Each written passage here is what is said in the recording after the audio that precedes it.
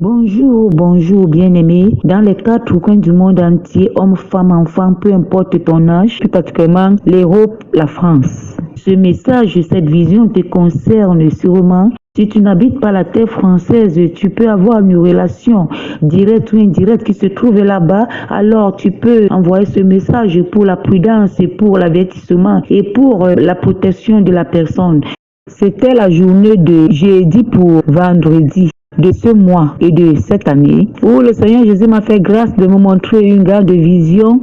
C'était au milieu de la nuit où le Seigneur a ouvert mes yeux. Il m'a montré un feu qui était tellement puissant comme le feu qui était déversé dans Sodome et Gomorrhe, au centre de la ville, qui montait, qui faisait des dégâts au niveau de la France. C'était comme si j'étais en haut dans un autre pays, mais le pays était en haut, au-dessus de la France. Et je voyais clairement, c'était comme une grande ville en France, au milieu de la ville même. Et pendant que je voyais le feu, j'ai posé la question dans mon cœur, mais qu'est-ce qui se passe? Directement, le Seigneur a tourné mes yeux vers le ciel. J'ai vu comment le message était en train de passer. J'ai vu écrit en grand caractère la France. J'ai vu ça clairement. Et en bas, il y avait d'autres écritures. Un bar se brûle en France. Un bar se brûle en France. C'était tellement puissant, c'était tellement effrayant, c'était comme si on a pris toute la France, on a rassemblé dans un endroit et on a déversé un feu. Et pendant que le feu passait, le Seigneur me disait que c'est le plan de l'ennemi. L'ennemi veut détruire, il veut tuer des enfants de Dieu en France. C'est-à-dire, son problème et son plan est que certaines âmes, certaines élus de Dieu qui se trouvent là-bas meurent pour qu'ils n'arrivent pas à accomplir les desseins sur la terre des vivants.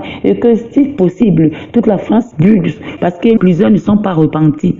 Un petit nombre est repenti, c'est le vrai Dieu. Un grand nombre est basé sur les idoles, sur l'amour des choses de ce monde, sur l'amour des habits, sur l'amour de la beauté charnelle, sur l'amour de la beauté humaine, la beauté du monde, la beauté de la ville, la beauté du pays. Plusieurs sont attachés aux idoles. L'amour de rechercher le bonheur de ce monde. Le diable est convaincu de cela. C'est lui qui y attache les cœurs des hommes et des femmes à cet amour-là, afin de les fermer le cœur à l'amour du Seigneur. Fermez le cœur à la repentance totale et véritable. Fermez le cœur à la conversion en leur donnant l'affaiblissement, la paresse, le dégoût, la haine des choses du ciel, les choses de l'éternel, les choses que Dieu a préparées pour eux, pour les conduire au salut éternel. Et pendant que le diable connaît tout cela, il veut récupérer les âmes au travers de la mort. Par ce feu, il a plusieurs stratégies. Il est en train de sortir plusieurs stratégies pour tuer les hommes là-bas, afin de récupérer les âmes.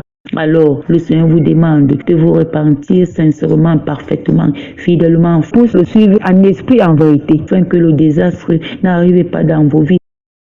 Quand une vision sort comme ci, quand un message vient comme cela, nous devons entrer en profondeur pour prier, à non seulement annuler le plan de l'ennemi, mais se repentir fidèlement, parfaitement et totalement de toutes les charges des ténèbres, de tout l'amour, des choses de ce monde qui a pris autorité, gouverne dans les cœurs de plusieurs, oui, de plusieurs, afin que le Saint-Esprit entre. La Bible dit, ton cœur est le temple du Saint-Esprit, pendant que ton cœur devient le temple de l'amour, de la beauté charnelle, l'amour des choses de ce monde. Alors le Saint-Esprit n'aura pas de place pour gouverner ni régner afin d'accomplir les desseins de Dieu pour ta vie.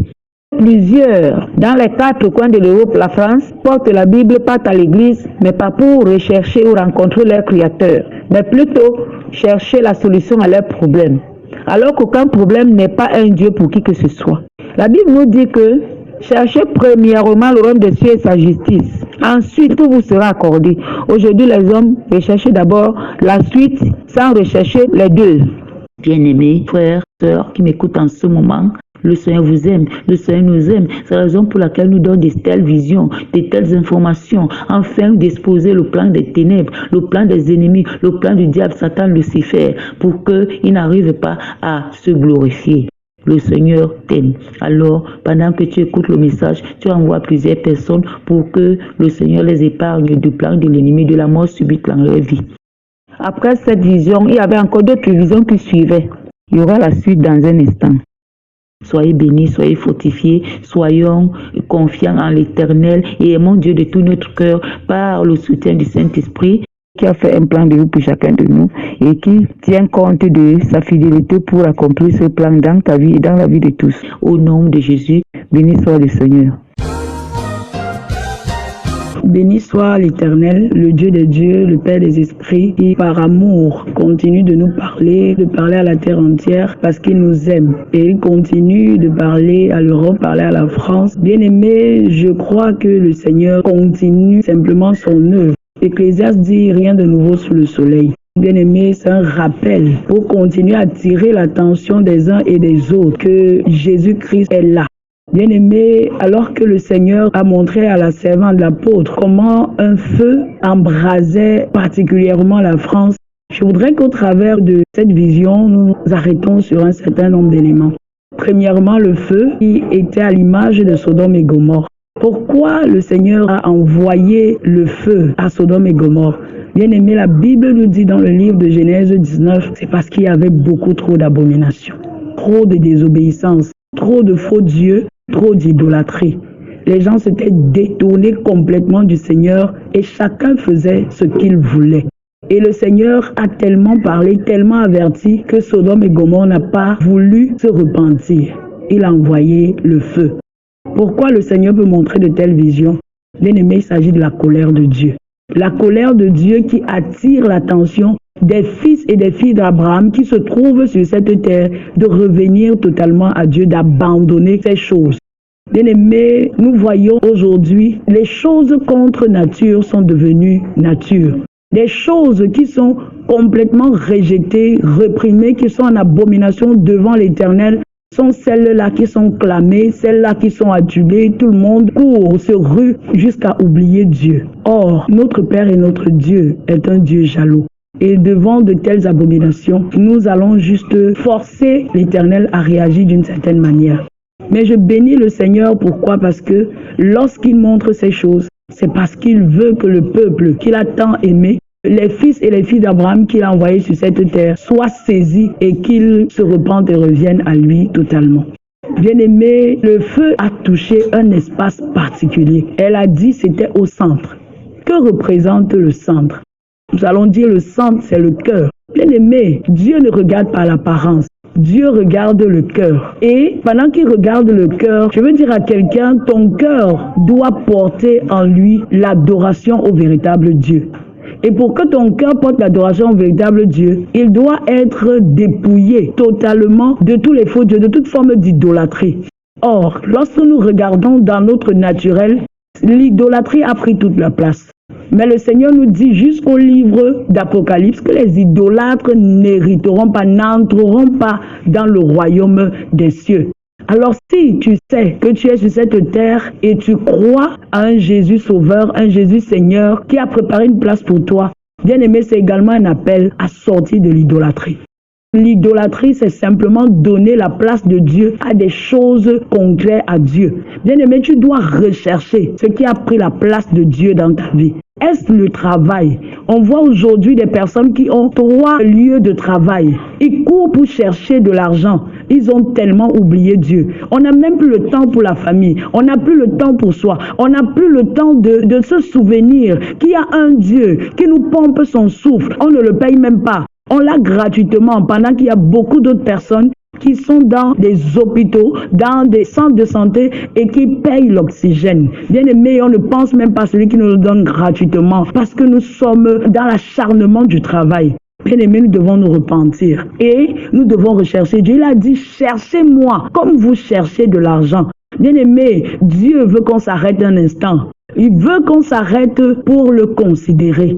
Parce que Sodome et Gomorrhe n'a pas considéré Dieu. Mais Dieu veut qu'on lui donne l'honneur. Dieu ne veut pas partager sa gloire avec les idoles, avec les hommes. Dieu veut demeurer Dieu. Il veut avoir sa place. Et sa place est où? Le cœur.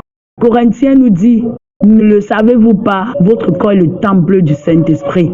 votre cœur doit porter le trône de Dieu, doit être l'habitation de Dieu, non pas l'habitation des idoles, non pas l'habitation des abominations. Bien-aimés, nous devons nous repentir, nous devons nous dépouiller. Le Seigneur appelle. Bien-aimés, quand on parle de la France, on parle au monde entier. Mais le Seigneur est simplement en train de mettre du doigt une terre, mais il nous parle à nous tous. Pourquoi? En France, nous avons des frères, nous avons des cousins. D'ailleurs, bien-aimés, si mon frère est en souffrance, en tant que famille, je suis en souffrance. Je n'attends pas que cette souffrance soit mienne pour que je réfléchisse, pour que je cherche une solution. La souffrance, la douleur de mon frère est ma douleur. Et c'est une interpellation mondiale. Et lorsqu'on regarde bien, même sur un point de vue géopolitique, la France est quand même une nation qui a des bras étendus sur plusieurs nations dans ce monde entier. Bien-aimé, Dieu est en train de parler fort et il a besoin que nous considérons cela. Lorsque le Seigneur envoya Moïse en Égypte pour récupérer ses enfants, c'était pourquoi? Pour que Pharaon laisse aller le peuple pour aller l'adorer. Bien-aimé, Dieu veut un peuple qui abandonne la fausse adoration et qui le cherche, qui l'adore en esprit et en vérité. La Bible nous dit dans le livre de Jean 4 que vous ne pouvez pas adorer un Dieu que vous ne connaissez pas. Jésus parlait. Et il disait également à la femme samaritaine, nous adorons Dieu que nous connaissons, mais vous adorez un Dieu que vous ne connaissez pas. Ce n'est ni sur les montagnes, ni à Jérusalem, mais c'est en esprit et en vérité qu'on adore ce Dieu-là. Bien-aimé, pour adorer le Dieu qui t'a créé en esprit et en vérité, tu as besoin de prendre du temps pour le connaître. Dieu nous appelle à le chercher. Dieu nous appelle à le connaître. Dieu nous appelle à nous prosterner, à lui chanter des cantiques nouveaux. Dieu nous appelle à l'adorer. Alors que le Seigneur nous aide, que le Seigneur relâche encore une force particulière, une soif particulière, afin que nous abandonnons tout ce qui pollue notre existence, tout ce qui combat notre salut, et que nous demeurons sur la voie de rechercher l'Éternel. Il a dit, c'est laisser trouver, même pour un peuple qui ne se connaissait pas. Alors qu'il pointe du doigt, bien-aimé, il a dit, pour l'amour de Sion, je ne me tairai pas. Que l'amour de Dieu te touche, transperce ton cœur, change ta mentalité et te ramène, afin que l'Éternel qui t'aime continue à manifester pour toi l'amour et qu'il t'ouvre les portes du salut pour la gloire de son Saint-Nom. Que le Seigneur nous bénisse et qu'il nous soutienne. Amen.